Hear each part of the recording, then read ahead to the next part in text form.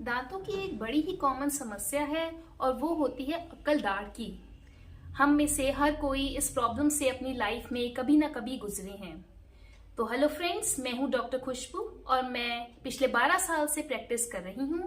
आज इस वीडियो में मैं आपको बताऊंगी कि अक्कल दाढ़ क्या होती है, इसके क्या लक्षण होते हैं, ये कब आती है, इसके क्या घरेलू उपाय हो सकते हैं अगर पेन है, और अगर पेन नहीं जा रही तो हमें डेंटिस्ट के पास कब विजिट करना चाहिए। और इन द एंड मैं बताऊंगी कि इसकी क्या कॉस्ट पड़ सकती है अलग अलग केसेस में, लोकेशन के अकॉर्डिंग। तो पहले समझिए कि अक्कल दाढ़ होती क्या है। ये वो जाड़ है जो कि 18 से 25 साल की उम्र में आती है। ये वही उम्र होती है जब अक्ल आती है, हम समझदार बनते हैं, हम वाइज बनते हैं। तो अब बाय चांस अगर आपने ये दाढ़ निकलवा ली तो ये मत समझिएगा कि मेरी अक्ल चली गई दांत निकलने के साथ। इसका दांत से कोई लेना देना नहीं है। तो आपने देखा होगा बहुत बारी ऐसा पेशेंट्स आके कहते हैं मुझे कि मेरे दांत में दर्द है, मेरी अक्ल दाढ़ आ रही है तो मुझको बहुत दर्द है। ये एक कॉमन प्रॉब्लम है कि पेशेंट्स कहते हैं कि दर्द हो रही है। अब आप समझिए कि दर्द क्यों होती है।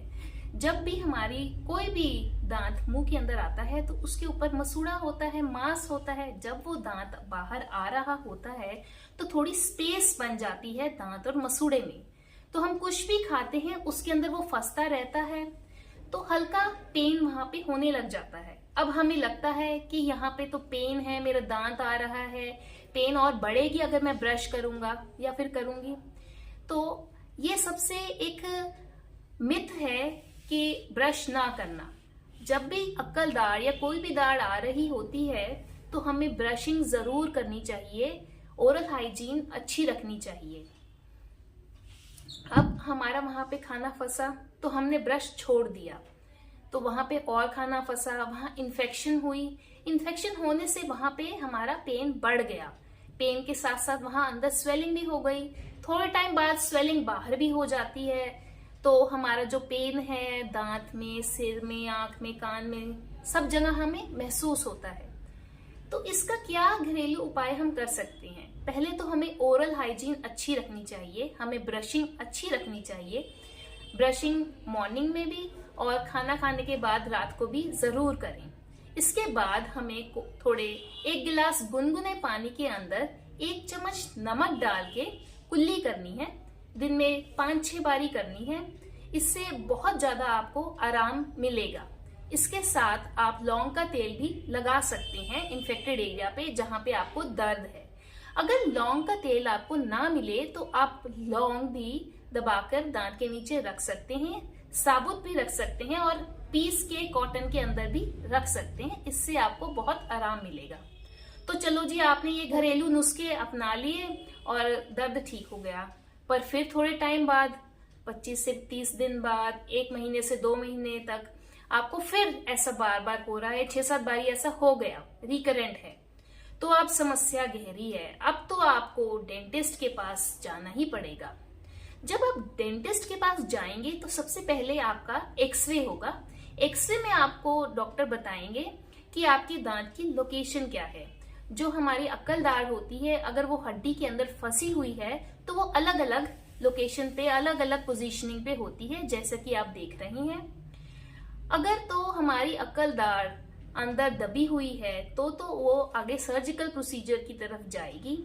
और अगर आपकी अक्कल दाढ़ पूरी बाहर निकली हुई है, उसमें थोड़ा बहुत कैविटी है, थोड़ा बहुत कीड़ा लगा हुआ है, तो आप आरसी भी करा सकते हैं। अगर वो बहुत ज्यादा खराब है, कैविटी बड़ी है, तो आपको वो निकलवानी ही पड़ेगी। तो अब इसके निकलवाने का क्या कॉस्ट पड़ता है। जैसे कि मैंने बताया, अगर ये बाहर निकली हुई है, इसकी कैविटी बहुत बड़ी है, तो आपकी कॉस्ट आपकी लोकेशन के अकॉर्डिंग 500 से लेके 2000 रुपए तक का इसमें खर्चा आपको पड़ सकता है। और अगर ये दबी हुई है, हड्डी के अंदर थोड़ी दिख रही है, थोड़ी अंदर है, तो आप ये सर्जिकल प्रोसीजर की तरफ जाएगा। डॉक्टर को ये दाढ़ काट काट के भी निकालनी पड़ सकती है। तो इस केस में आपका खर्च 2000 से लेके 5000 तक भी जा सकता है। तो मुझे लगता है कि मैंने अक्ल दाढ़ के बारे में जो भी कोई आपको इन्फॉर्मेशन प्रोवाइड करी है, जो भी मैंने आपको कुछ बताया है, सब आपको अच्छे से समझ आ गया है। अगर इसके अलावा आपको अक्ल दाढ़ या दांतों की प्रॉब्लम्स के बारे में कुछ भी जानना है तो आप मुझे कमेंट करके पूछ सकते हैं। अगर आपको मेरी वीडियो अच्छी लगी तो लाइक जरूर करिए, फैमिली और फ्रेंड्स के साथ शेयर करना मत भूलिए और आने वाली वीडियोस की अपडेट के लिए सब्सक्राइब जरूर करिए। आप हमेशा मुस्कुराते रहिए। Thank you.